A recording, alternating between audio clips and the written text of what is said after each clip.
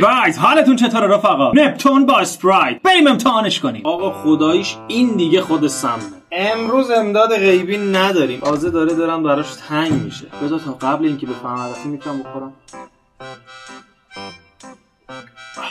جون نمیدونم چرا یه حسی به من میگه عجیب خوب میشه این مزه. کنم حس شروری بیش نمیگه. خب الان چی شد؟ داداش این باد کرده.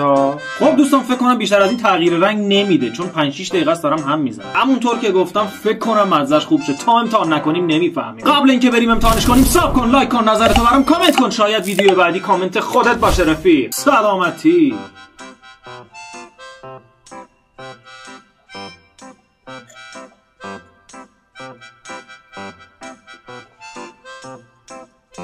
واه چه عطری گرفت حاجی. به خدا یکی از خفن ترین نوشیدنیایی بود که تو زندگیم خوردم. اولش که میخوری انگار داری گلاب میخوری، انقدر که این خفن شد. من که عاشق شدم. ساب یادت نره، برو بریم.